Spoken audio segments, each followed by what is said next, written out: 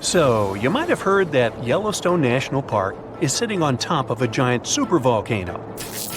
That's the reason why the area can boast powerful geysers and hot springs. But it also means that underneath Yellowstone, there is an enormous magma chamber. In 2015, researchers from the University of Utah found out that this chamber was much bigger than everyone had previously thought. They even found one more reservoir with magma under the top one. Apparently, the more spacious the chambers are, the more magma they contain. Together, the two reservoirs store a glob of magma that could easily fill the Grand Canyon not once, but 11 times. But you know the most worrying thing about the magma chambers? They tend to push against the ground above them. As a result, the land in Yellowstone rises about 1 to 2 inches a year. On top of that, Yellowstone has the status of an active volcano, and its volcanic explosivity index, yes, there is one, is 8 out of 8. Such a high number means that if this volcano erupted, it would be an apocalyptic event. To put it into perspective, the eruption of Pinatubo in the Philippines in 1991, which is considered the most powerful in living memory, was given a mere 6 on the volcanic explosivity index. Ha, loser. Now, let's figure out if there's anything to worry about. In March 2023, the University of Utah seismograph stations recorded 354 earthquakes in the entire region of Yellowstone National Park. Sounds like a lot. But keep in mind that the most impressive event of the month was a mini earthquake of magnitude 3.7.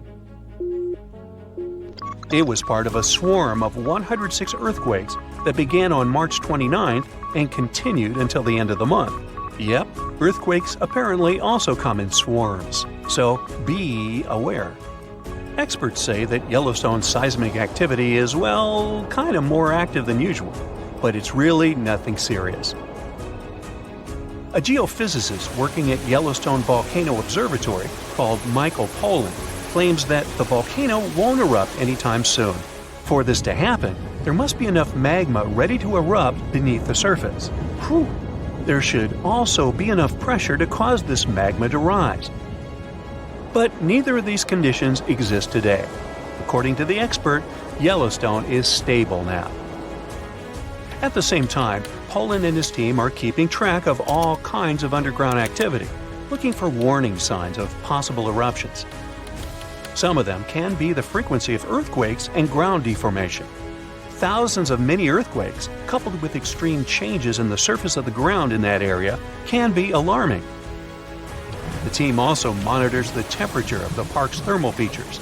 That's another noteworthy sign of a potential disaster: park-wide changes in geyser activity, as well as gas and thermal emissions. So, despite the media claims that Yellowstone is due to erupt soon because the last eruption happened 70,000 years ago, that's not how volcanoes work. Experts say that it's one of the most popular misconceptions about volcanoes. They don't follow timelines. If a supereruption did happen, though, the most worrying thing for us would not be the lava flows, and not an earthquake that would most likely accompany the natural disaster. No, the worst consequence of such a supereruption would be ash and ashfall. Let's have a look at what it was like when the Yellowstone volcano erupted many years ago. There have been at least 3 supereruptions in the history of the volcano. The most powerful of them was 2,500 times more devastating than the terrifying eruption of Mount St. Helens in Washington state in 1980. As for the most recent supereruption, it was dubbed the Lava Creek eruption. It formed the Yellowstone caldera after spewing out an insane amount of dust, volcanic ash, and rock into the air. Recently, scientists have also learned about 2 other previously unknown supereruptions that happened around 9 and 8.7 million years ago. The younger of the 2 is now considered to be the largest recorded event of the whole Snake River Yellowstone volcanic province.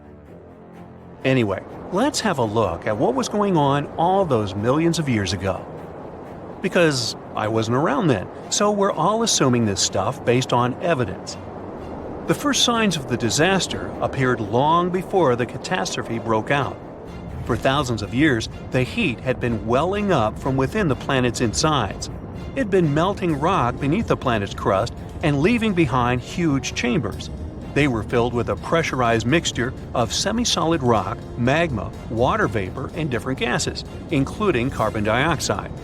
All this scorching underground soup was expanding since more and more magma arrived with time. The land over the volcanic system was rising upward almost unnoticeably. A year before the supereruption, Yellowstone gave a warning, a burp maybe, but that long ago there was no one who could interpret these signals. Plus, those alarming processes were mostly going on underground. For example, decompression releases gas bubbles. While bursting, such bubbles can often power particular kinds of eruptions. Months before the eruption, small-scale earthquakes became more frequent and more intense. The ground in many spots all over the supervolcano got hotter than it used to be. Surface lakes and groundwater also became warmer. If people had been around at that time, they would have noticed unusual steam fogging in that area. Not long before the eruption started, the growing pressure pushed the ground over the magma chamber up. This created a dome-shaped uplift. Narrow cracks started to open along the edges of this dome. Imagine opening a bottle of soda after you've shaken it. Something like that was happening near the volcano. Think Mentos and Diet Coke. The pressure was released through the fractures when gases were bursting out from under the surface. So right before the disaster, the ground around the Yellowstone volcano lifted. Geothermal pools and geysers heated up to boiling temperatures and got more acidic than usual. The magma started to rise toward the surface. At one point, the rock roof of the magma chamber couldn't resist anymore and the eruption kicked off. Small but constant tremors began to move the ground days before the catastrophe. But the real shaking didn't start until several minutes before the eruption. With a deafening roar, a massive column of lava and ash hurled up into the air. Within several minutes, a pyroclastic flow rushed across the area at a hurricane-force speed. Such a flow is a liquid mixture of half-solid lava pieces, volcanic ash, and hot, expanding gases. It looked like an extremely hot, toxic snow avalanche. With a temperature of about 1,300 degrees, it was burning everything in its path. The volcano kept pumping ash for days on end. For all living creatures, ash fallout was one of the most dangerous consequences of the eruption. Volcanic ash turns into glassy cement within seconds of being inhaled. Most animals didn't have a chance to survive. Even thick trees started to collapse under the weight of this dense substance. It only took a couple of days until a thick layer of ash covered huge territories. After the ash got into the stratosphere, the temperatures all over the world started to drop. The eruption was rich in sulfur, which is an effective sunblocker. That's why it soon got so cold that there was no summer in the whole world for the next several years. Animals couldn't find food and clean water.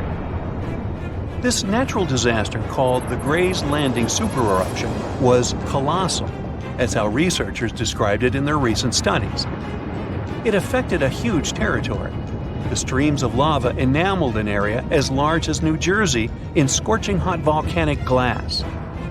It instantly sterilized the land surface, wiping out all the plant life that had been thriving there before.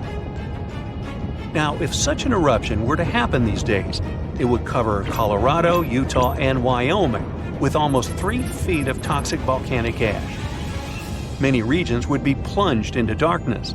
Even the coast, where most Americans live, would experience problems with the spread of the ash cloud. It would destroy crops and contaminate pastures, ruin power lines and electrical transformers. Well, so I'm sure you'll agree with me, it's a good thing that such a disaster isn't expected to occur anytime soon. Hey, we got enough other stuff on our plate. It was April 2025 when geologists went back to Yellowstone's Norris Geyser Basin for the first time this year. And while doing their usual check, they realized that something was different this time. Where there used to be just a boring patch of ground, now there was a giant hole, about 13 feet wide, filled with weird, milky, light blue water. Everyone was terrified. Was it the sign that the Yellowstone supervolcano was ready to erupt? If so, it would be a worldwide disaster, the kind that destroys cities. According to the U.S. Geological Survey, if such an eruption occurred, the after effects would be felt all over the world. To start, the areas immediately surrounding Yellowstone would experience pyroclastic flows. That's the lava that erupts out of a volcano, including a high-density mix of volcanic gas, ash, pumice, and hot lava blocks. Those flows would destroy everything they touch, and an eruption of Yellowstone would send them into Wyoming, Idaho, and Montana. Areas further away from Yellowstone would escape the flows, but they would experience falling ash. It would come down heavily in the states closest to the epicenter. The ash would be especially dangerous for anyone breathing it in. The weight of the ash would also pose a serious threat. It would smother crops and collapse buildings as it piles up. Tragic consequences would be countless, but we'll talk about them later, because soon after the discovery, the weird pit surprised even experts. Geologists found rocks scattered everywhere. Some were about a foot across, and all of them were dusted with gray mud. This mud matched the walls of the new spring. It was like the place had simply exploded, but nobody had actually seen it happen. The team checked old satellite images to figure out when it appeared. In December 2024, the ground was totally normal. By January 6, 2025, a little dip had formed. And by February 13th, that water-filled hole was finally there. But the weird thing was that the sensors that usually pick up major hydrothermal explosions didn't detect anything. There was no giant blast or warning signs. Later, it turned out that this puzzling opening in the ground hadn't just popped up in one huge explosion. Instead, it formed from a bunch of smaller bursts over time. Little explosions first threw out rocks, then mud, and eventually created the pit. With time, it filled with silica-rich water. That was a huge relief for everyone. Yellowstone sits on a supervolcano, and its big explosions are a nightmare scenario. Luckily, this time, it was just a slow-building, small-scale explosion. It was dramatic, sure, but totally manageable. You see, Yellowstone National Park is full of geysers, hot springs, and all kinds of natural landscapes. But under the surface, things get incredibly intense, all because of the supervolcano. Now, supervolcanoes are often extremely large. They often have no cone at all, since they're typically the remains of gigantic magma chambers. Once, those chambers flared up, leaving behind a caldera. They're usually located over hotspots. It's no surprise that supervolcanoes can produce super eruptions, and when they do it, they blow more than 240 cubic miles of ash, molten rock, and hot gases up into the air. In other words, 4 super eruptions could fill the Grand Canyon to the brim. Supervolcanoes form when huge volumes of scorching hot magma escape from deep underground. This magma rises close to the surface but can't break through Earth's crust. So, a pressurized pool of bubbling magma gathers at a depth of only several miles. The pressure keeps growing because more and more magma is trying to get to the surface. And then, bang, a super eruption occurs. Now, back in 2015, researchers at the University of Utah mapped out the main magma chamber of the Yellowstone supervolcano and were shocked by its size. And then, they found another one below it. Together, these underground magma pools could hold enough molten rock to fill the Grand Canyon 11 times. All that magma pushes up on the ground above, which is why Yellowstone rises about an inch or two every year.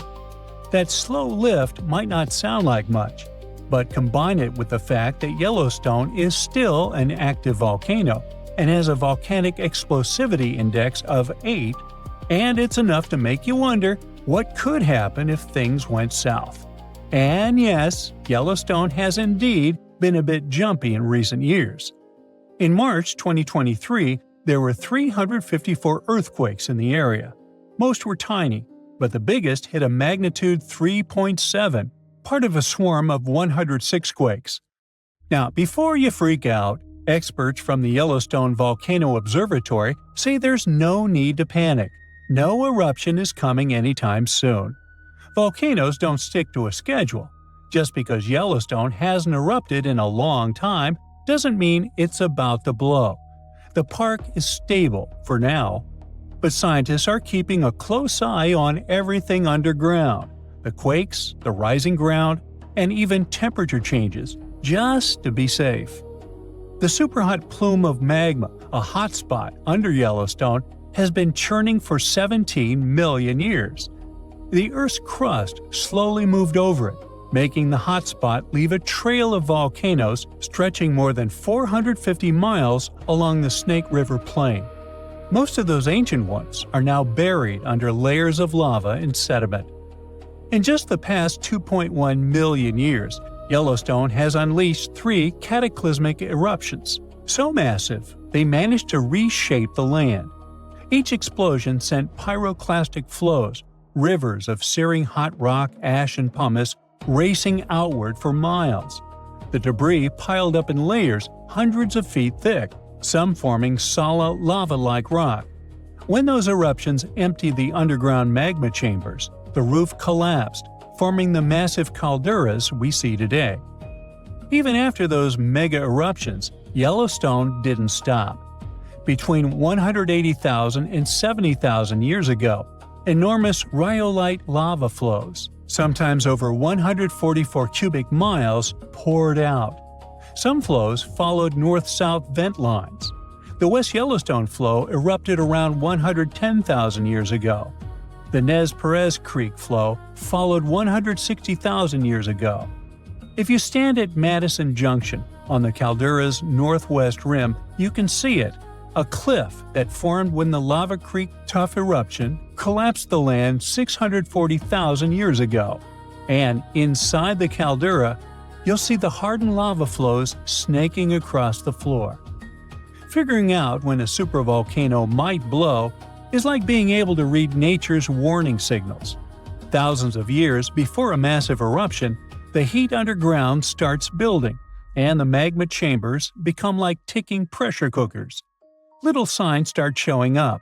Gas bubbles escape as the pressure shifts, and earthquakes shake the ground. The land above slowly rises. Cracks appear.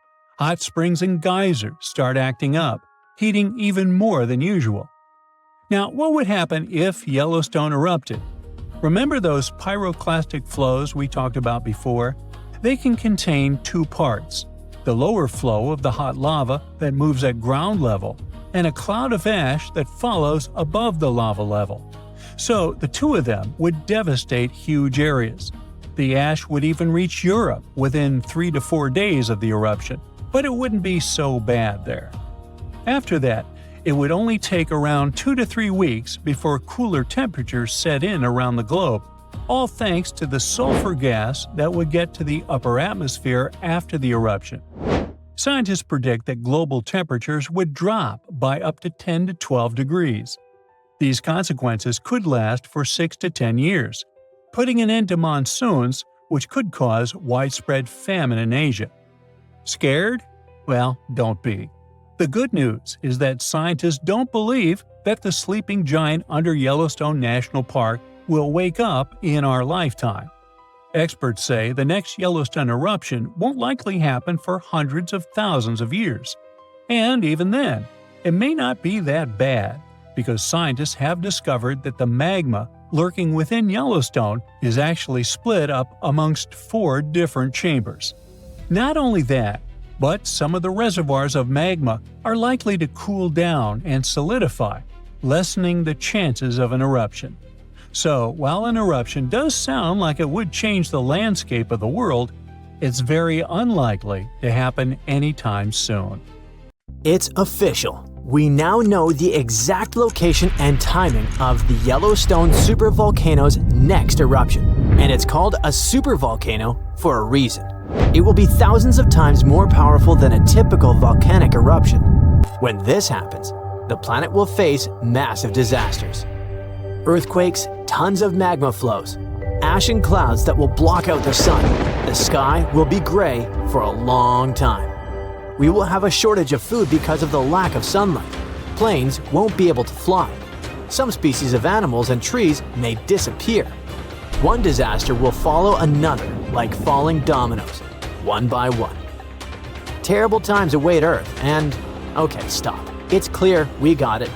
But when will all this happen? Don't worry, you won't be left without an answer.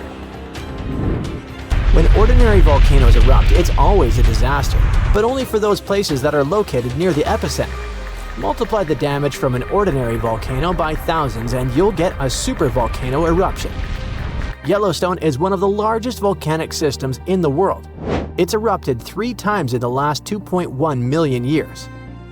The last time was 640,000 years ago. The ash covered an area comparable to about half of the United States. Fortunately, there were no people there, but nature got hurt. A similar eruption of a similar supervolcano occurred about 74,000 years ago. It was the Toba supervolcano in Indonesia that caused an apocalypse the human race barely managed to survive. According to some theories, only a few thousand people stayed alive at the time during the volcanic winter, but it's not confirmed.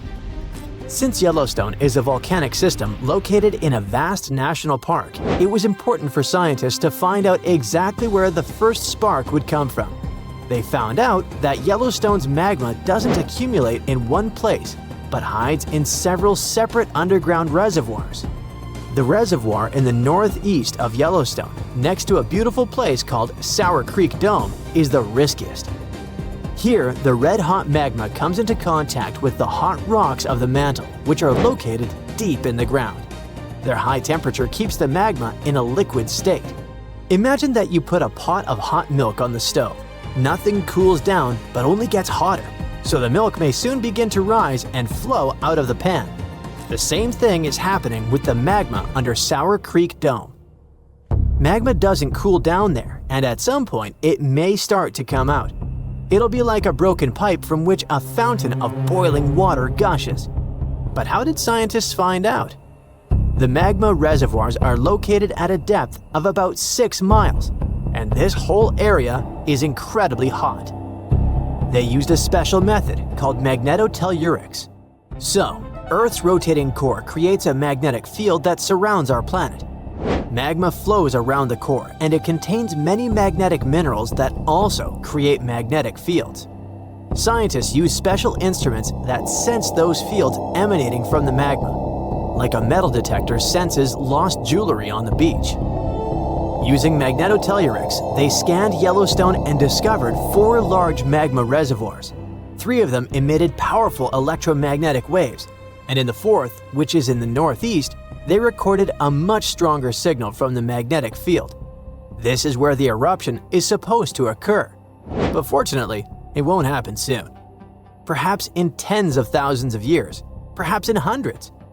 Phew, you can relax. No volcanic apocalypse is coming soon. But how do scientists know when this magma will start to erupt? Magma doesn't have a timer, and the volcano doesn't wake up with an alarm clock. So, magma flows inside the pores of solid rock. It resembles a dishwashing sponge with lots of small holes through which water passes. Magma penetrates these pores and fills them. For magma to start erupting outward, it must fill at least 40% of these pores. About 20% of them are filled now. But these hot rocks continue to heat the magma and keep it liquid, so it can flow between the pores. At some point, it will connect with other pools of the liquid magma and become a large stream that will rise to the top. How can we prevent this from happening? It seems that the solution here is to cool the balsam rocks, but it's impossible to do so. They are several miles deep, they are incandescent, and there are too many of them. And in any case, trying to cool a part of the Earth's core sounds like a very bad idea. All we can do is accept that nature has its own plans. If the eruption occurs in tens or hundreds of thousands of years, then perhaps humanity will find a way to solve this problem. If not, then we should prepare for the consequences.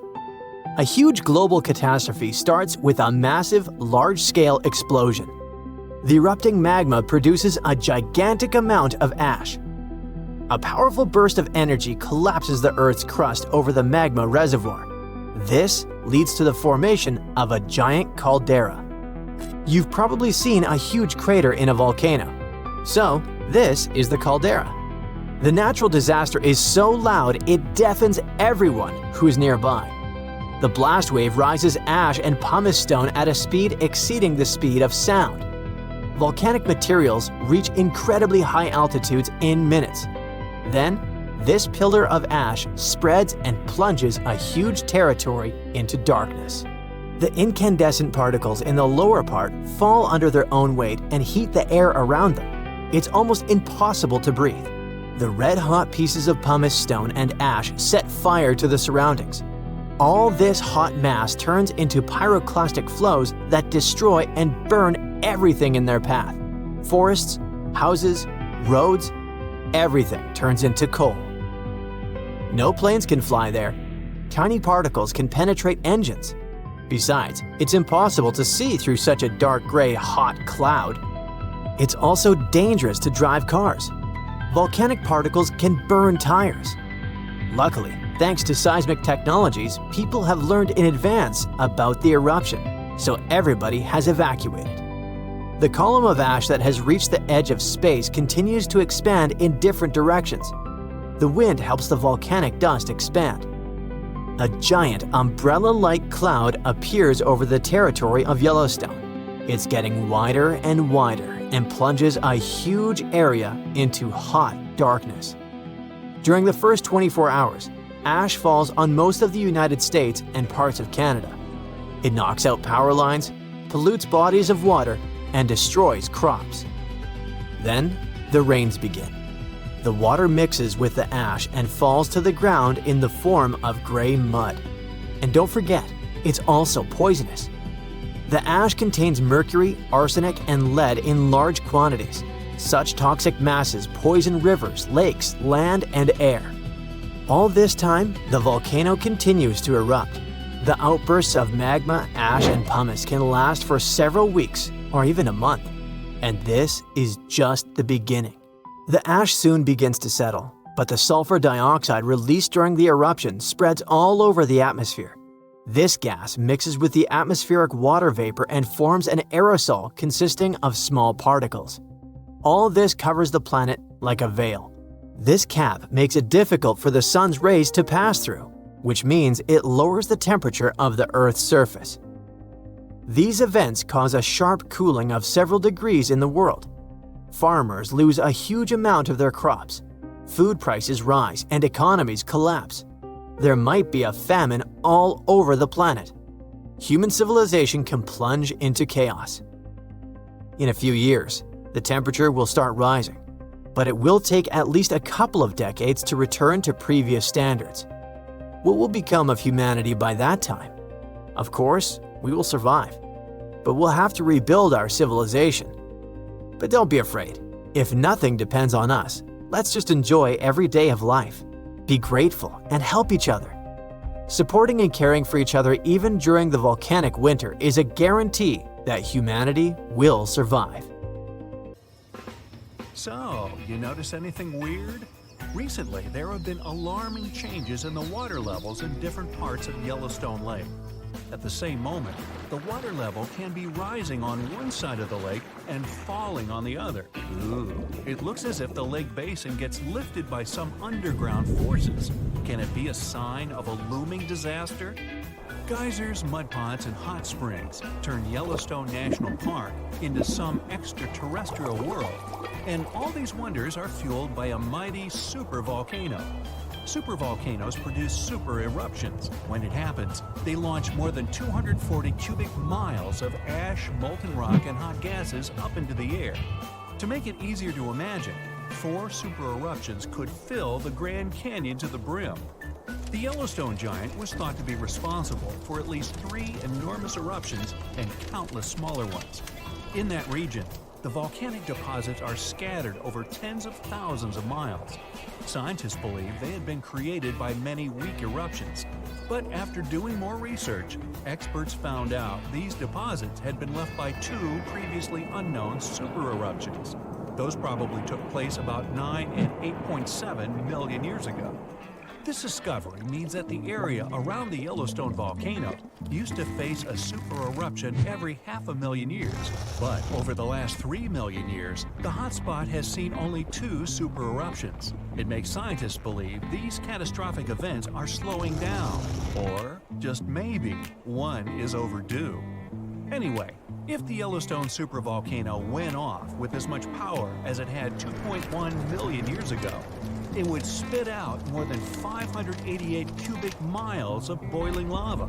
That's more than 4,500 times the volume of Sydney Harbor. That's a lot of lava. Whether it's likely to happen or not is another question.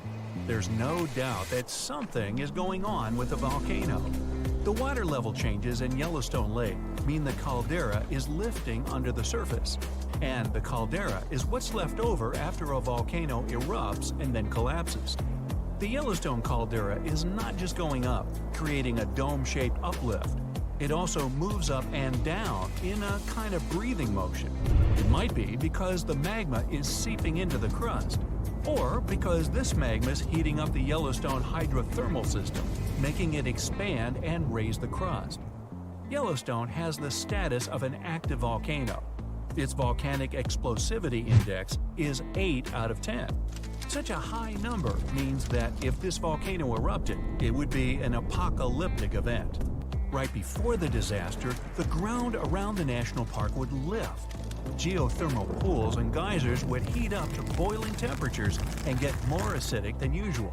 The magma would start to rise toward the surface. At some point, the rock roof of the magma chamber wouldn't be able to resist anymore, and the explosion would kick off. A massive column of lava and ash would shoot up to a height of over 16 miles.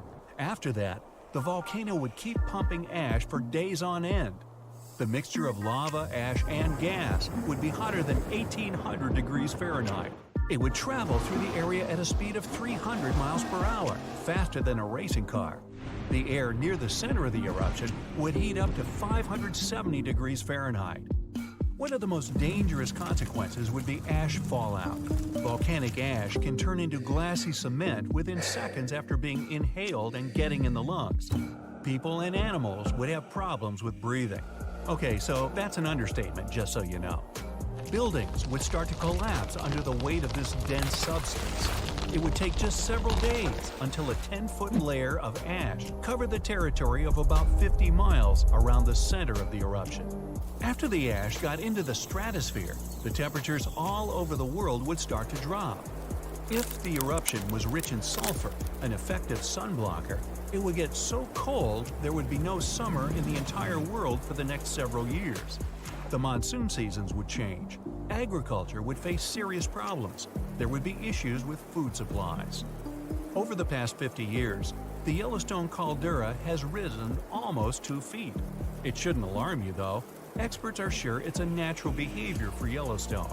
Periods of dome-shaped uplift are followed by the caldera lowering. Scientists think the supervolcano doesn't present any danger at the moment. For an eruption to happen, the magma inside has to be at least 50% molten. With Yellowstone, this number is just 5 to 15%. The probability of the eruption is 1 in 730,000. Safe to say, it's a long shot.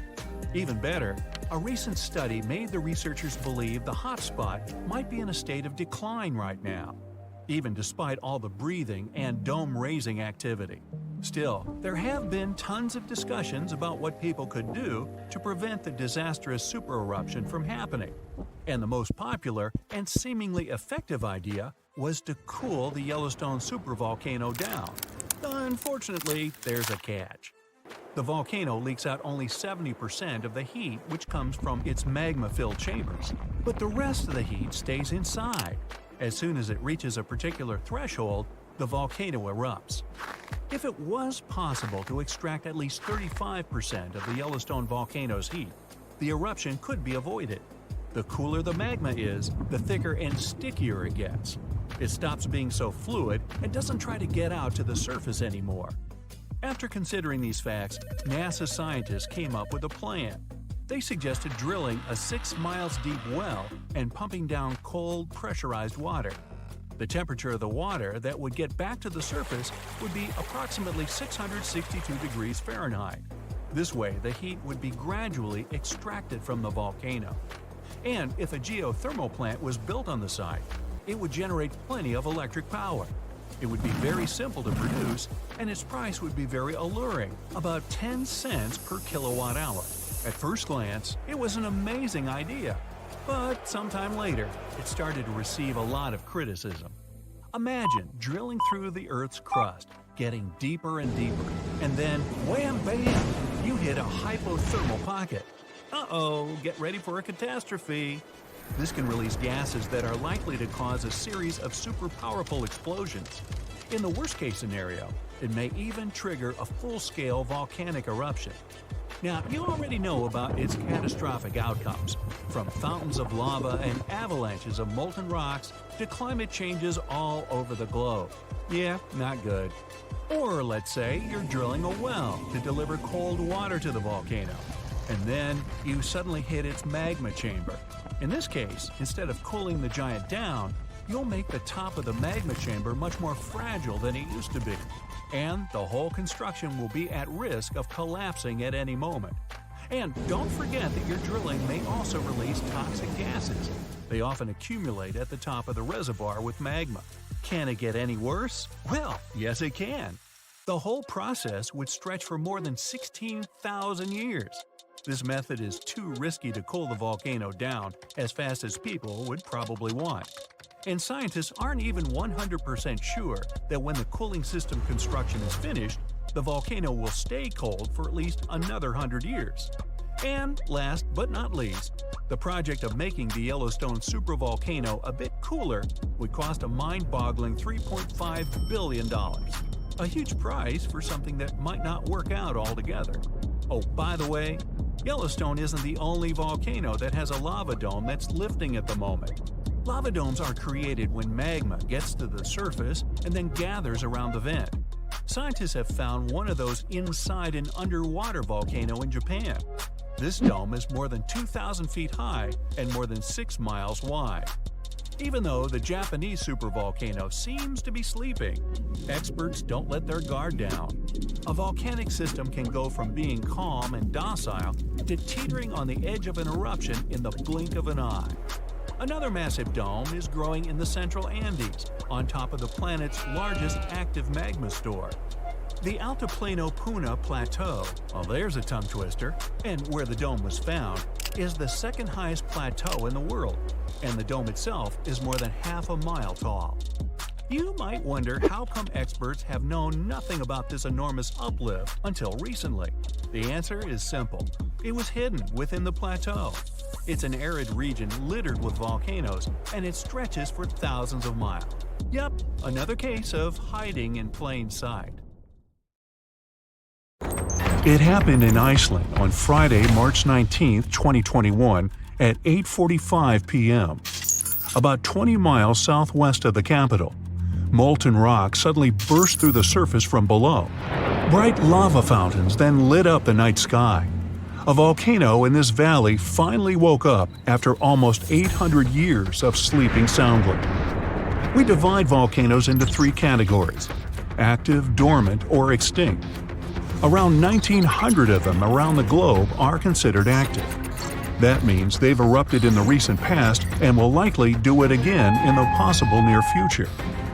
Dormant volcanoes haven't popped off for a long time, but they still may in the future. You could say they're sort of sleeping. As for extinct ones, those guys haven't done anything in more than 1 million years. The eruption in Iceland wasn't super explosive, and this all happened 6 miles from the nearest town, so everyone was perfectly safe. Many even came to see it up close, while other brave visitors tried to fry eggs and bacon on the lava. Just be careful not to burn your breakfast black. Lava can be over 2,000 degrees Fahrenheit. It burns everything in its path. Yet it also produces some of the most fertile land for agriculture. This eruption gave a relatively small amount of lava at first, but it's been spreading across the valley in different directions, forming a sort of shield that's constantly growing. You can never really predict how fast a lava flow will be until you see it. It all depends on how thick it is and how steep the mountain slope. Lava can ooze slowly at about 20 feet a minute, a fraction of the average person's walking speed. Or it can flow as fast as 30 miles per hour, which even the fastest person on Earth can't outrun. But the lava isn't even the most dangerous thing about volcanoes. That would be the toxic gases spewing from the eruption. And those spread faster and further than the lava flow. Luckily, in Iceland's case, the wind has been blowing these gases away from residential areas. Scientists weren't surprised this volcano erupted. They knew it was coming. Increasingly stronger earthquakes had been shaking this area for the past 15 months. There were 50,000 earthquakes within just the 3 weeks leading up to the eruption. That's 100 per hour. The volcano has been active since March, and geologists say this could last for weeks, months, years, or even decades of constant eruptions in the area. Mount Shasta is in the top 5 most dangerous volcanoes in the U.S., so geologists are keeping a close eye on it. The last eruption was in 1250. I wasn't around then, but this volcano erupts every 600 to 800 years. Which means, tick-tock, we're due any day now. About an hour from Portland, Oregon, there's an active volcano that last erupted in the 19th century. Next time it goes off, scientists think it'll produce larger amounts of ash and dust. This could cause an electrical blackout and make water unsafe to drink in the area. But the experts pay close attention to Mount Hood. They'll be able to give plenty of warning so people can react in time. Kilauea is one of the most active volcanoes in the world. It's been erupting almost constantly since 1983, making it also one of the longest eruptions known on Earth. It's the youngest land volcano in Hawaii. Volcanoes can take thousands of years to form, but others can pop up practically overnight. A volcano in Mexico just erupted in an open field in 1943 and started growing from there. Within a year, it was almost 1,500 feet tall. When the eruptions finally stopped 9 years later, the mount had reached a height of over 9,200 feet. Mount Fuji is an iconic symbol of Japan. The last time it erupted was in 1707, and it sent a shower of burning rocks as far as 60 miles away. If a similar eruption happened today, Tokyo would be within that vicinity. Mount Fuji is right on the Ring of Fire, that horseshoe-shaped region in the Pacific Ocean full of active volcanoes and earthquakes. From one end to the other, it's almost 25,000 miles long. It could wrap all the way around the Earth's equator. In January 2020, Taal volcano in the Philippines started spewing lava, sending huge plumes of ash half a mile up into the sky. The eruption even triggered a rare phenomenon, a dirty thunderstorm. That's when the smoke cloud above a volcano produces its own lightning. The chance of volcanic tsunamis was also high. Those are usually caused by tectonic movements that occur because of volcanic activity. Taal has erupted more than 30 times in the last 450 years. This volcano in Ecuador last erupted in 2016. Scientists think it might be showing some early warning signs of magma on the move. This is an active stratovolcano, a specific cone-shaped type with steep sides. They form from sticky lava that doesn't flow that easily. That lava goes around the vent, cooling and piling on itself to form these steep walls.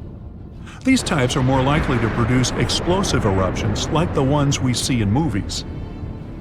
Ruapehu is the oldest national park in New Zealand, a volcanic wonderland where you can closely see all those steaming craters, magnificent lakes, and unusual rock formations. It last erupted in 2007 and has had 10 eruptions since the mid-19th century. But eruptions, lava flows, and toxic gases aren't the only danger coming from volcanoes. There's also a thing called lahar, a kind of volcanic mudflow of debris.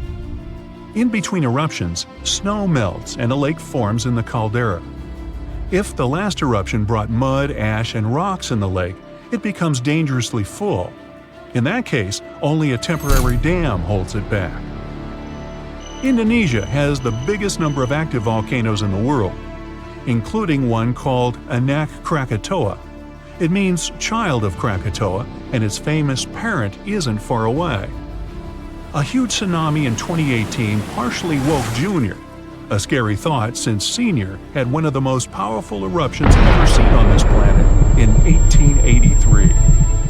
Krakatoa's boom was the loudest sound ever heard. People over 2,000 miles away could hear the explosion. The sound wave circled the globe 7 times, and scientists say it's hard to predict this volcano's eruption patterns. Mount Yasur in Vanuatu is one of just a few volcanoes in the world where you can see a lava lake. Tourists even go there to peer over the edge and get a look at the burning, bubbling lake below. Well, except for when the volcanic activity goes to levels 3 and 4 out of 5. That means there are more intense earthquakes, volcanic tremors, or steam, gas, or ash ejections.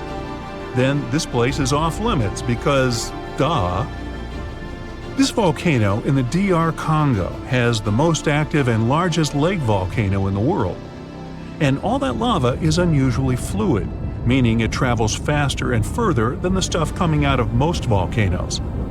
It's certainly not amongst the tallest ones, but Ethiopia's Erta Ale is unique in that it has a lava lake almost constantly, which is pretty rare.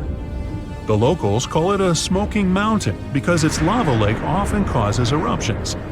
This volcano is near the Danakil Depression, one of the hottest places on our planet.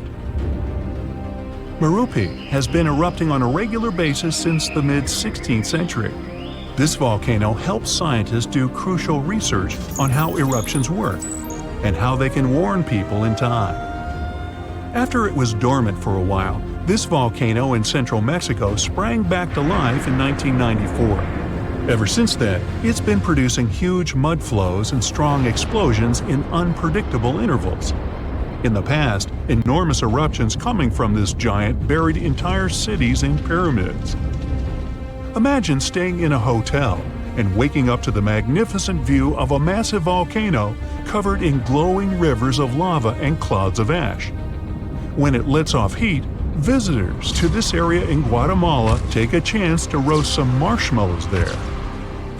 One of the most active volcanoes on Earth is on a small island north of Sicily. Stromboli has regular explosions, together with glowing lava coming from vents inside the crater. Not too far away is Etna, Europe's most active volcano and one of the biggest continental ones in the world. By the way, Earth definitely isn't the only planet with volcanoes. The largest one in our solar system is on Mars. It would cover the entire state of Arizona, and it rises nearly 3 times higher than Mount Everest. Ooh, don't look down. The ground shakes beneath you. The pictures rattle on the walls. You hear a rumble off in the distance. Then, boom, a deafening explosion. The shockwave blasts through the windows and sets off car alarms. You duck under the dining table for cover, but then you remember you live not far from a supervolcano in the middle of a tropical jungle. So, staying in one place isn't a good idea. The shaking finally halts. You take this chance to peek outside and see a giant cloud of smoke covering the sky. It's lunchtime, but you wouldn't know it. The sun is completely veiled and darkness falls. The power's out in the whole city. In this darkness, you see red molten lava shooting from the sky and spilling on the rim. You run outside along with dozens of your neighbors. Your priority right now, find safe shelter and fast. You think about taking the car, but with everyone running on the road, that's a no-go. So you run on foot where the crowd is going. Supervolcanoes are in a league of their own when it comes to natural disasters. Surprisingly, it's not all about size or height. A volcano is dubbed super if it erupts more than 240 cubic miles of magma. That's more than enough to overfill Lake Erie. It must also have a history of erupting and a magnitude of 8 on the Volcanic Explosivity Index. The largest active volcano on Earth is Hawaii's Mauna Loa. It's so big, it would cover the entire state of Rhode Island plus some. And next time you see a commercial plane flying high in the sky, remember that 30,000-some-foot altitude is about as tall as Mauna Loa is from base to summit. It's technically taller than Everest when you measure it like that, yet it's not considered a supervolcano. So you're running along the dark road not knowing and barely seeing where to go. Then, all of a sudden, a massive flaming boulder smashes through the bridge in front of you. You and everyone else are now stranded on the side of the volcano as it's getting more chaotic each second. Most of the crowd disperses, finding their own ways to safety. You remember there's a way to the other side not many people know about, but you'll have to cross a raging river through the dense jungle. You calm what's left of the crowd, and everyone follows you to your secret getaway. You finally get out of the city limits and head into the jungle. With the sky already dark, the tall trees and thick leaves make it almost pitch black. Everyone gets out their phone flashlights to navigate through the dark path. You all need to stick together and make sure nobody gets lost. Suddenly, fiery rocks strike the trees not far from you. Everyone jolts and tries to rush ahead, but nowhere is safe when it's raining scalding fire all around. You and your group have to pick up the pace or else. Imagine a typical avalanche or mudslide, very dangerous situations on their own. Now, imagine an avalanche of lava rocks and lava sliding down a mountain instead of mud. That's what's making its way towards you right now. More and more people catch up with your group and bring news that the entire neighborhood is submerged in lava. It's traveling quicker than you thought. You can never really predict how fast a lava flow will be until you see it. It all depends on how thick it is and how steep the mountain slope. Lava can move slowly at about 20 feet a minute, a fraction of the average person's walking speed. Or it can flow as fast as 30 miles per hour, which even the fastest person on Earth can't outrun. But the lava isn't even the most dangerous problem. If you didn't have protection, the gases spewing from the eruption would fill your lungs, and those spread faster and further than the lava flow. Your eyes and throat would be itchy. You'd get a headache, dizziness, increased heart rate, difficulty breathing. The worst would be passing out from the lack of oxygen. Luckily, everyone managed to grab their gas masks before leaving their homes. You're now entering the treacherous terrain of the jungle and the danger zone. Everyone's phone batteries are giving out one by one, so your vision is even more limited. The terrain is tougher and you can't hear any sounds from the river. At this point, you're not even sure if you're going the right way. But your instincts tell you the deeper you go, the safer you'll be. The path is muddy, and the vines are hindering everyone's movements. That's when you hear something big running through the jungle. It's coming up on you fast. You can't see a thing until it's right up on you. A bear. And there goes a rhino. Wild cats, domestic cats, dogs, different creatures of all sizes and species. They all come running through the jungle right past you. You and your fellow humans aren't the only ones fleeing from the eruption. The rumbling is still going on. Before you know it, a shower of fire rocks strikes right behind you and ignites parts of the jungle. There's no going back. Everyone picks up and runs for it. You hear thunder in the distance. A flash of lightning lights up the dark sky. You think, finally, some rain to wash away this fiery nightmare. But that's not a regular storm brewing. These giant smoke clouds can mimic a thunderstorm under similar conditions. Your luck finally pays off. You hear the river straight ahead. You reach the bank and have to hop on some stones to get to the other side. You almost slip when someone from the group catches you just in time. Whew, that was too close. Not far down the river is a large waterfall leading straight to a shallow lake with sharp rocks at the bottom. The ash from the lava falls like snow, covering most of the trees and landing on the river. Ash is one of the most dangerous things about volcanic eruptions.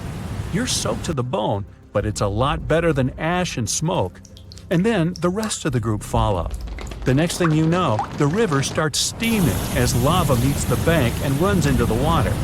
You try your best to speed things up. The lava can heat this water up to dangerous levels, and there are still people slowly crossing the river on the slippery rocks. Luckily, you manage to get everyone across. Well, almost everyone. You turn around and see someone's leg got caught between two rocks. The lava continues to pour into the river. You can feel the heat of the steam. You rush back to this person and try to pull them out. Their leg won't budge. Someone else from the group comes to help, and you're finally able to pull them out in the nick of time. You and everyone else, now exhausted from your trek, keep going as far as possible. That's when you see the main road that connects you to the broken bridge. There are others on the road that got out safely, and even some cars filling up with survivors and heading fast out of the area. The volcano is still spewing lava, and the entire city is flooded with it. What was once your town now looks like a giant burning lake. Planes and helicopters can't fly because of the smoke and ash, so don't count on an air rescue. You're still at risk even though you're on safer ground, so it's still too early to celebrate. Everyone continues to move away from the city. The further, the better. The ground continues to shake, but this time it's even more intense than before. Supervolcanoes are powerful enough to cause many earthquakes. But it's a good thing you're out in the open, far from the buildings and debris in the city. Now, back to reality. Rest assured that a volcanic eruption of this intensity won't happen for a very long time, as in millions of years.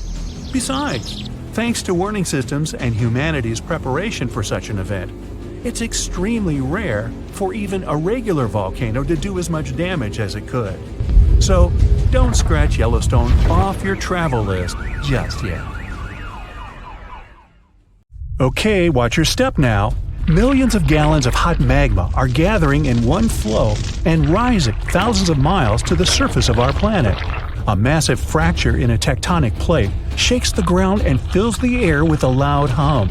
Fire, gases, lava erupt from the dark, unexplored depths of Earth's crust. A planetary-scale catastrophe has just happened, and no one's noticed it. Now imagine you're having fun on a luxury yacht, somewhere in the southwestern Pacific Ocean, drinking cocktails and sunbathing. At this moment, one of the most powerful volcanic eruptions in the planet's history is happening right below you. But you don't feel anything. You don't even drop your glass. Yeah, you can hear a strange sound coming from the ocean depths. You see foaming water and pieces of pumice floating up to the surface. But it doesn't bother you much. So how did it happen that we missed such a powerful eruption in 2012? Why did scientists find out about it only a few years later? The answer is simple: water. An eruption of an ordinary volcano is a huge disaster. There are incandescent liquid metals and molten rock containing almost the entire periodic table inside our planet. All of this soup is called magma, and it's constantly boiling inside the subsoil of our world. This hot substance is lighter than the surrounding crust, so it always rises. Fortunately, the planet's surface is strong enough and doesn't allow magma to splash out. But sometimes this protection fails. The upper part of Earth is covered with connected parts, tectonic plates. These plates collide with each other and then move apart. Imagine a big moving mosaic puzzle where all its parts are tectonic plates. And when a small part of this puzzle gets separated from another, magma immediately comes up. These unstable fault sites with leaking magma are called volcanoes. And when they erupt, it gets hot. Lava flows out of the vent and burns all the vegetation around. This is accompanied by earthquakes and thick black smoke. If a volcano spits out magma too high, it falls back to the surface in the form of fire rain. But the worst thing here is ash. It's not that ash that's left in your grill after a good barbecue, no. Volcanic ash consists of solid particles harmful to any organism. These particles are not burnt wood, but various chemical elements. Volcanic ash is sharp, dense, and tangible. It can block sunlight, cover and destroy all plants, settle in your lungs. If you get too close to an erupting volcano, well, you better have a fireproof suit, oxygen tanks, a gas mask, and an underground shelter. Then you might survive, but there's no guarantee. At the same time, if an eruption occurs underwater, you don't need to worry about it. Of course, if you're not a marine biologist studying coral reefs nearby, or if you don't travel past that area in a submarine. In that case, boy, you're in trouble. When an underwater volcano erupts, this shakes a colossal area, heats the water, destroys the seabed. But almost nothing happens at the surface. The enormous pressure of millions of gallons of water suppresses the destructive power of the volcano. Molten rocks shooting out of Earth's crust get pressed against the seabed. Yeah, a submarine swimming by would be thrown off course and might collide with solidified lava. Fortunately, no such cases have ever been recorded, but it can easily become a reality because underwater eruptions happen pretty often. More than 70% of all volcanic activity occurs underwater, and almost no one notices it. In most cases, these volcanoes immediately fall asleep after they erupt and never wake up again. But in 2012, something happened, and scientists couldn't ignore it. Big pieces of pumice, the size of a van, began floating up in the southeastern Pacific Ocean. These rocks covered about 154 square miles. There were thousands of them. They look like a group of unknown floating mini-islands. Volcanic stones were scattered in the ocean over the area twice as large as New Zealand. Scientists determined the full scale of the disaster with the help of deep-sea sonar devices. They studied the seabed at a depth of 4,000 feet for a long time and found 14 craters from which magma had flowed during the eruption. The seabed was covered with frozen lava flows and tons of ash. The researchers found that more than a third of the erupted volcanic material surfaced and was scattered all over the place. The rest remained at the bottom. This wiped out all marine life in the area. It seemed that this eruption was one of the largest in the entire history of observations. But in 2019, researchers discovered something even more significant. That was an underwater volcano 3 times higher than the Eiffel Tower. According to scientists' calculations, it ejected between 30 and 1,000 times more molten rock than the previous volcano. This monster had been feeding from the world's deepest magma reservoir we know about. Seismic activity here was so devastating that it destroyed everything around. Fortunately, not for long. After any eruption, life reappears like a phoenix rises from the ashes. And it's not just a figure of speech. Volcanic ash and lava around the volcano contain many useful mineral elements. All of them nourish the soil and help microorganisms develop on land and in the water. For this reason, there's usually so much vegetation, flowers, and trees around volcanoes. And underwater volcanoes can eventually form islands. This is a long process that ends with the appearance of a massive piece of land above the water surface. To understand how this happens, you need to go back millions of years. So, let's go. See this underwater volcano? There are sea dinosaurs, giant sharks, and ancient fish swimming around. Now, the seabed starts shaking. The volcano releases tons of magma and ash. The water pressure immediately pushes all this stuff back to the bottom. The eruption can continue for a long time. The released magma raises the seabed. After hundreds, maybe 1,000 years, a new eruption begins. New magma flows create a new layer above the previous one. Over millions of years, layer by layer, the volcano is growing. It's slowly rising, thanks to constant eruptions. Of course, with time, some volcanoes go dormant, but this one continues to erupt. And then, one day, the volcanic rock reaches the surface and an island emerges. After many more years, the volcano can fall asleep. After this, life is likely to appear on the island. Grass, flowers, trees, animals. The area that was once ruined seabed is swarming with life now. Volcanic islands have unique ecosystems because they develop separately from all the continents. Observing such islands helps scientists understand how life on Earth evolves. New species of birds, animals, insects can live on these chunks of land. Hundreds of islands around the world appeared thanks to eruptions of underwater volcanoes. You can find them in Hawaii, Indonesia, Iceland. Many of them are inhabited by people who build villages and towns there. There were cases when a volcano erupted when people literally lived on top of it. That's what happened on the small island of Aogashima, located to the south of Tokyo. People built a beautiful town right in the crater of an active volcano. And in May 1785, an eruption began. Nobody expected this to happen. At some point, thousands of birds rose in the air and flew away from the island. Then the ground began to shake. A heavy, low sound shook the air. Thick smoke appeared above the top of the green volcano. The crater started spitting dirt, huge rocks, and red-hot pieces of magma into the sky.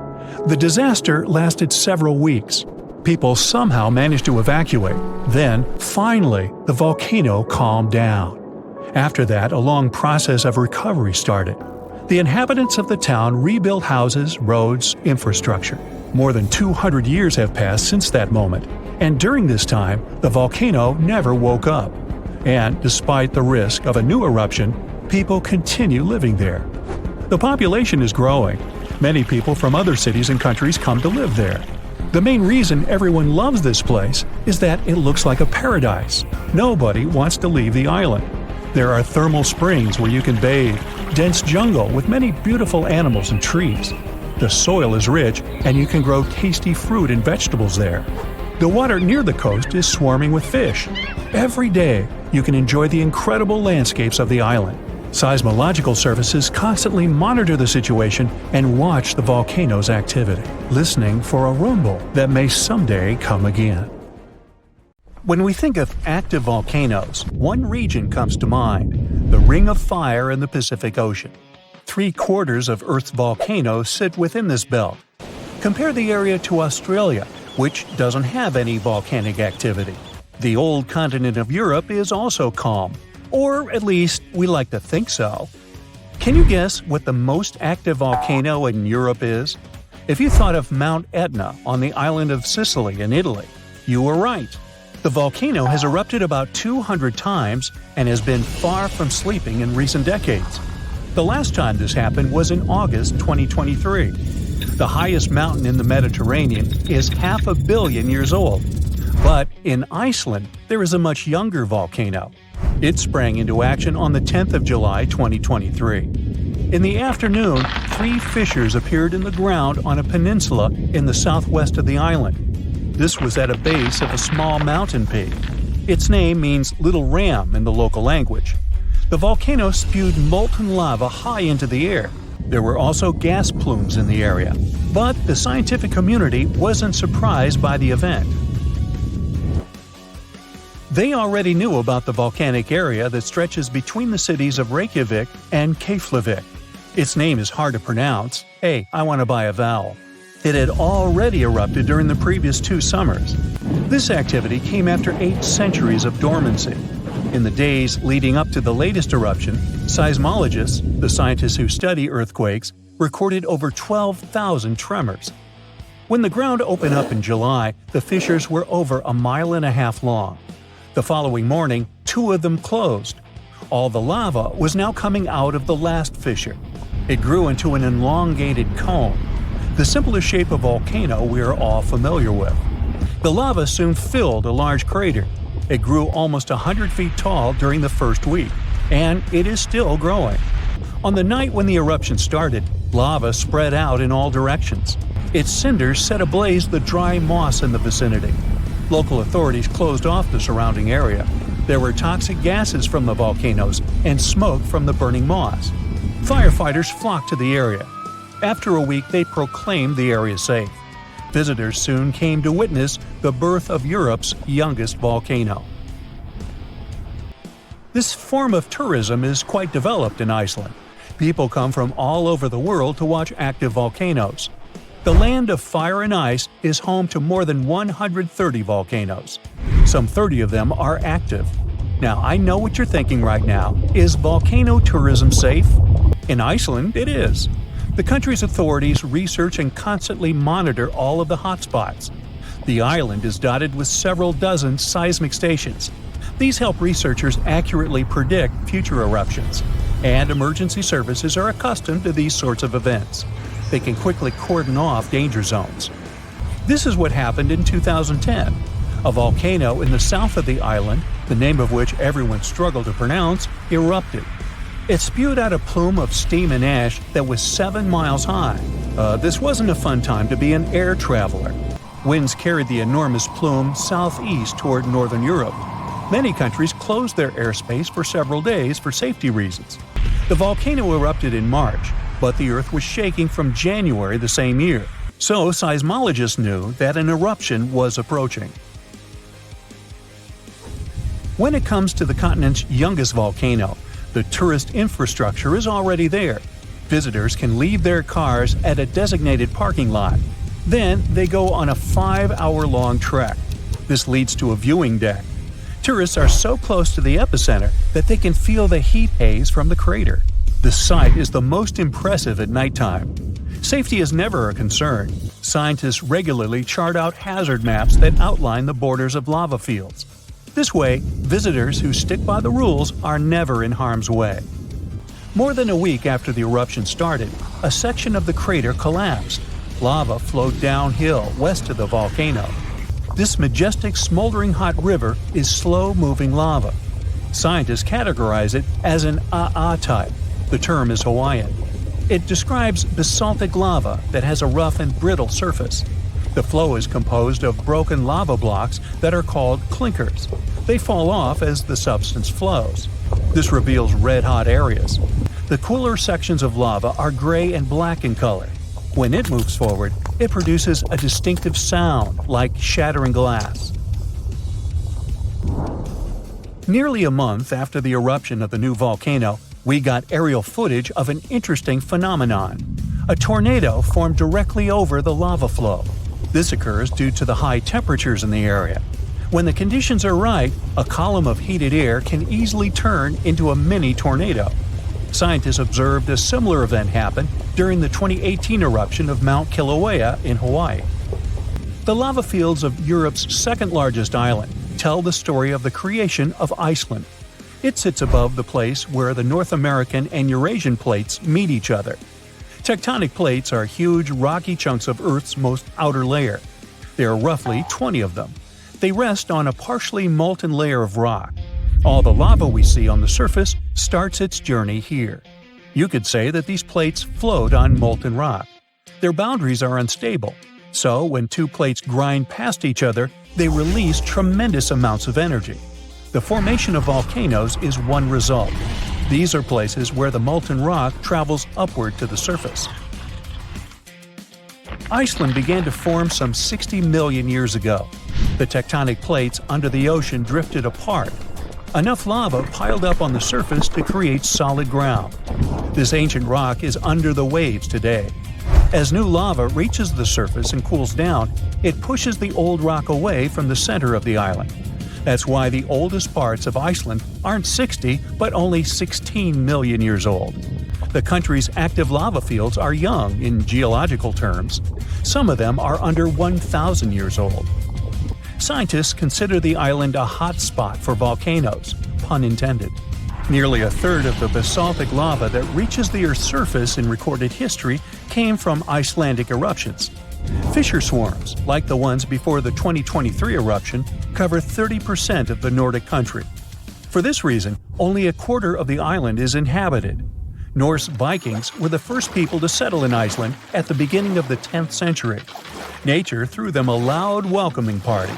Just a few years after their arrival, they witnessed one of the greatest volcanic eruptions in history. Vikings came from a region without volcanoes, so they had no clue as to what was going on. Today, Icelanders are used to such events. This is good because their homeland is entering a new era of volcanic activity. Volcanologists suspect that recent events are an introduction to decades of more frequent eruptions. The peninsula that is home to Earth's youngest volcano is just 17 miles southwest of Iceland's capital city. It's been dormant for a long time. Present-day eruptions there are a reminder that the natural processes that created Iceland are still ongoing. Recently, scientists discovered that there's a historical link between volcanic eruptions in the north of Europe and glaciers. Our planet went through at least 5 major ice ages. These were exceptionally lengthy periods when the average temperature on Earth dropped. The result was the expansion of ice sheets across northern Europe and North America. The last ice age ended some 10,000 years ago. Researchers are still trying to fully understand how these glacial periods affected volcanic activity. They suspect that the sheer weight of all that ice disrupts the flow of magma underground. When glaciers retreat, the pressure is lifted. This makes it easier for lava to flow upward to the surface where it bursts.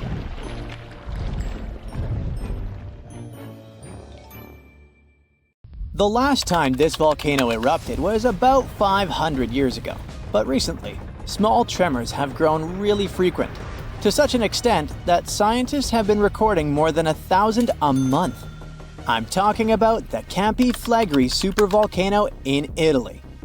At one point, just a few weeks ago, the area was rattled by a 4.4 magnitude earthquake with 150 tremors in just one night. It was the strongest earthquake in over 40 years. A lot of locals spent the night in their cars, but in the morning, the shakes were followed by another earthquake, a bit weaker with a magnitude of 3.6. So, is Italy in danger? Well, the quake itself wasn't big enough to cause serious damage, but it evoked a lot of panic. At the moment, local authorities are working on grandiose emergency plans. If worse comes to worse, they'll have to evacuate hundreds of thousands of people. One of the reasons is the proximity of this area to Naples with more than 3 million inhabitants. At the moment, they're even considering an option of paying people to leave their homes. Right now, schools remain closed in the Campi Flegrei area. The authorities are allocating more than 500 million euros to ensure the safety of buildings and constructions in the area. A yellow alert is still in place in the region where 80,000 people live. There's the so-called red zone, which is the most dangerous area. There are 1,250 houses in this red zone, and all of them will be at high seismic risk if an eruption begins. Plus, more than twice as many will be at medium risk. Italy is a country prone to seismic activity, and Pozzuoli is a densely populated area that is located on one of the most dangerous supervolcanoes in Europe. Campi Flegrei has 24 hidden underground craters and dwarfs the better-known Vesuvius. Yes, the very volcano that wiped the ancient Roman city of Pompeii off the face of the earth in 79 CE. This city thrived near the base of Mount Vesuvius at the Bay of Naples. In the time of the early Roman Empire, 20,000 people lived in Pompeii. They were merchants, manufacturers, farmers, and others. The soil in the region was rich and fertile, so there were lots of orchards and vineyards.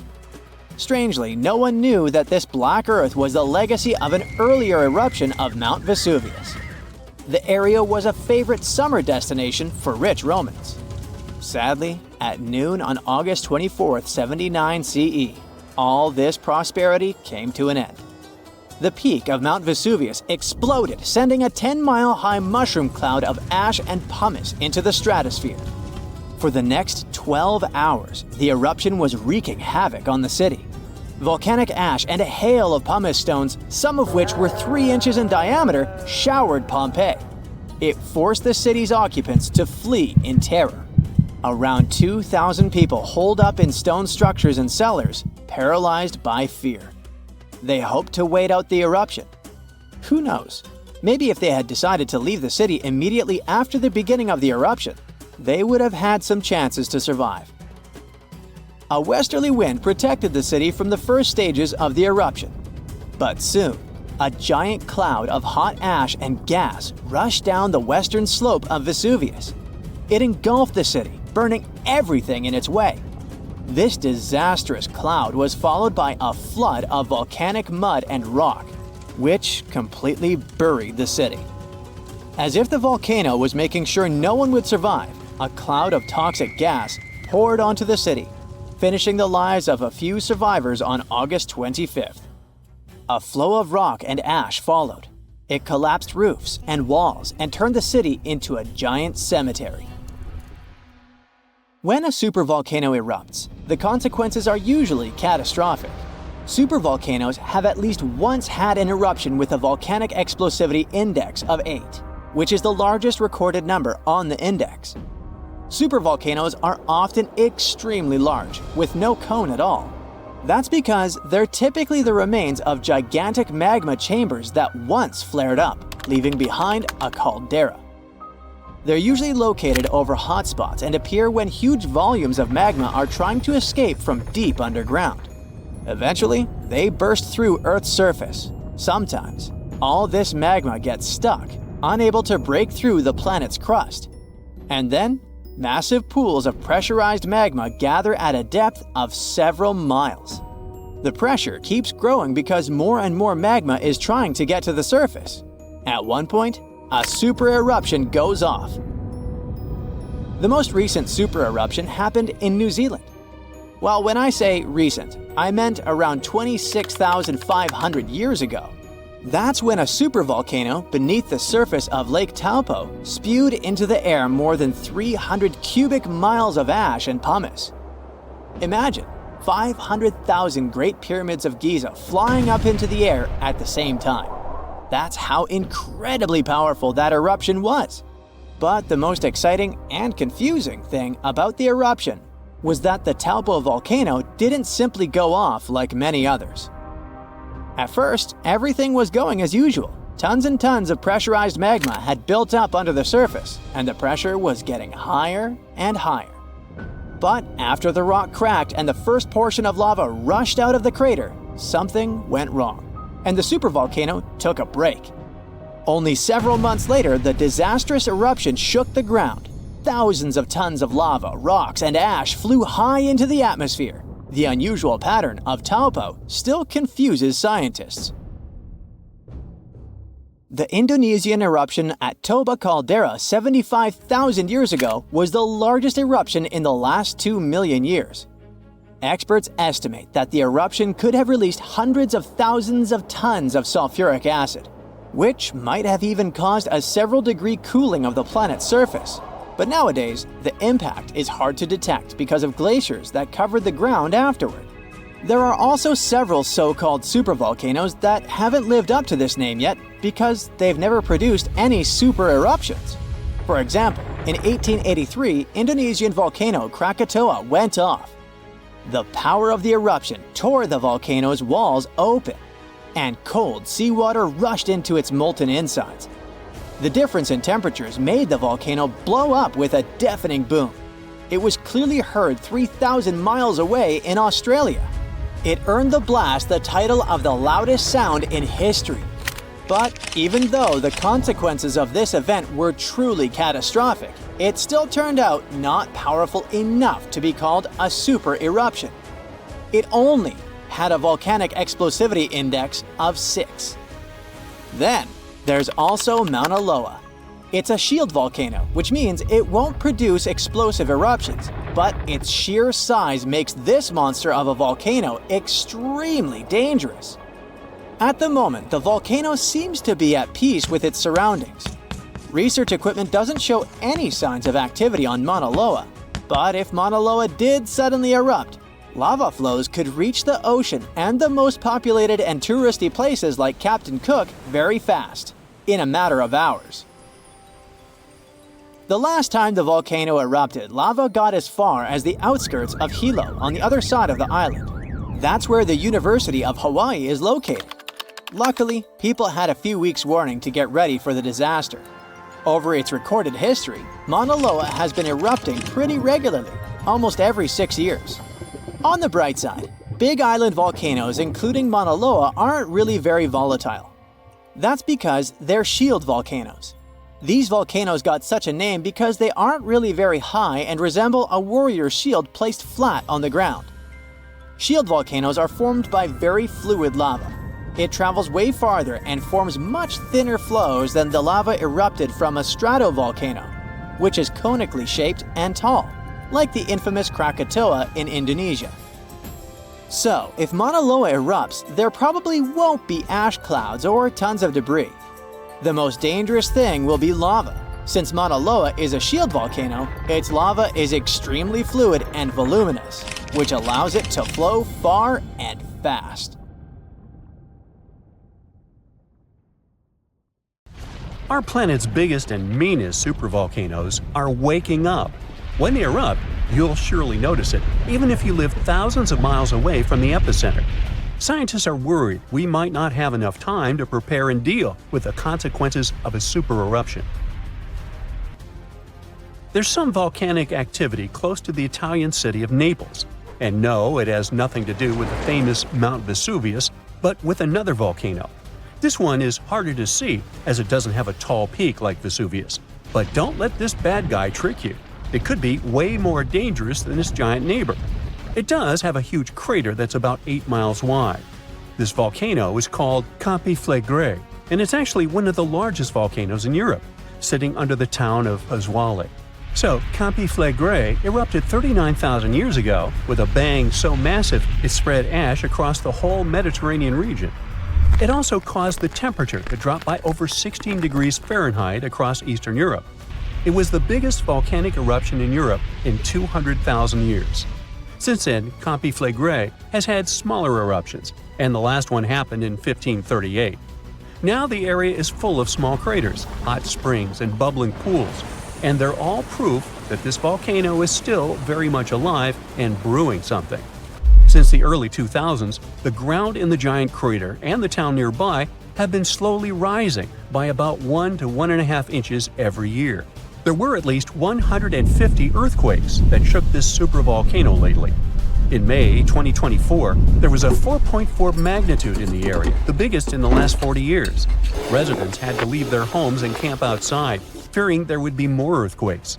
No one knows how Campi Flegrei is going to behave in the following months or years, but the authorities are organizing evacuation exercises to prepare the population just in case. The Italian volcano looks like an innocent kitten compared to the real giants like Yellowstone.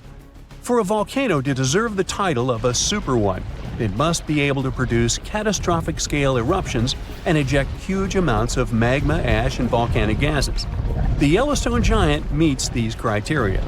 Even though it moves from time to time, the Yellowstone supervolcano hasn't erupted for 640,000 years. But when it does wake up, it might erupt with incredible power, about the same amount as 10 huge nuclear power stations can produce. Under the ground, beneath Yellowstone, there's a super hot area full of molten rock called magma. As more magma moves into a big space called a magma chamber, the ground above starts to swell or rise. When the magma cools down, the ground falls. Between 2004 and 2009, the ground at Yellowstone rose by almost 10 inches, but then it started to slowly go back down in 2010. Scientists aren't sure if it's going to erupt anytime soon. There's also another big volcano called Long Valley in California that has been active since 1980, and it can be a really big threat. Scientists studying this supervolcano found out that before its biggest eruption, 760,000 years ago, the buildup may have taken less than a year. Now, that's bad news, because a supervolcano eruption can have a huge effect on the world, like the eruption of the Toba volcano in Sumatra around 74,000 years ago. It became the biggest volcanic eruption the Earth had seen in 28 million years. It covered parts of Indonesia, India, and the Indian Ocean with a thick layer of volcanic debris, almost like a 6-inch blanket. The amount of rock it spewed out was like stacking nearly 3 million Empire State Buildings. The giant crater it left behind can still be seen from space. All the ash and gases shot up into the air and blocked some of the sunlight. It caused a volcanic winter that lasted about 6 to 10 years. Some scientists think this eruption might have even affected early humans. Around the time Toba erupted, the human population took a sharp dip, and there were far fewer people. Some say this is why all modern humans come from a small group of survivors. According to the Toba catastrophe theory, most early humans in Europe and Asia didn't survive the cold and harsh climate after the eruption, but a lucky group lived through all that in Africa. Not all scientists agree with this idea, and some archaeological and climate records show a different story. Another volcano that changed the world in a big way was Mount Tambora in 1815. The next year went down in history as the year without a summer. It was cold and rainy, and there was snow and frost even in the middle of summer, especially in Europe and North America. This happened because the volcano sent out a lot of sulfur dioxide into the sky, which spread all over the world and made the planet colder. When Tambora erupted, it caused huge tsunamis that smashed homes and took the lives of around 10,000 people.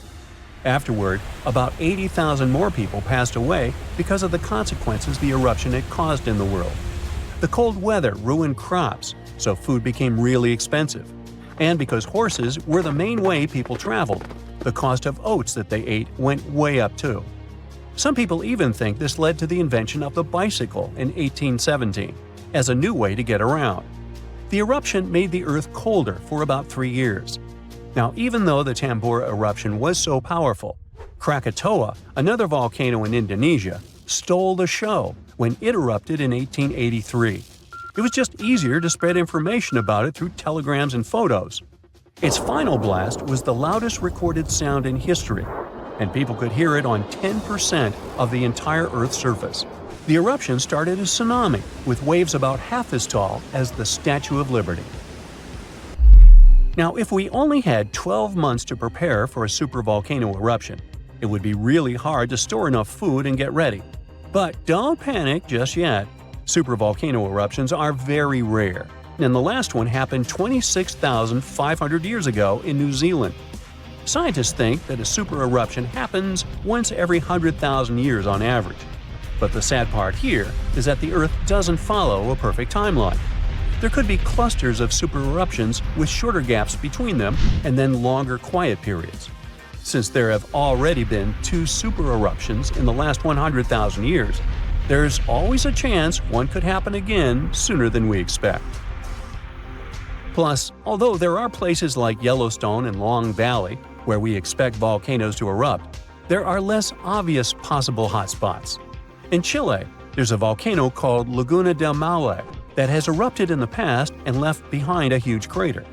Over the last 20 years, the ground there has been swelling really fast, rising up to almost 1 foot a year. Some people are worried that this could be a sign of a big eruption coming. But scientists say there's not enough magma yet to cause a super eruption. In Bolivia, the Juturancu volcano is also acting up. It's part of a group of volcanoes that have caused super eruptions in the past. Since the 1960s, the ground around Juturancu has been lifting, but the last eruption was 250,000 years ago. Even though the magma might be rising, it's not enough to worry about just yet. The chances of a super eruption happening during our lifetime are 1 in 1,400, which is pretty low, so you don't need to worry too much. But just like someone wins the lottery every week with very small chances, a super eruption could happen sometime in the future, and when it does, we'll need to be prepared.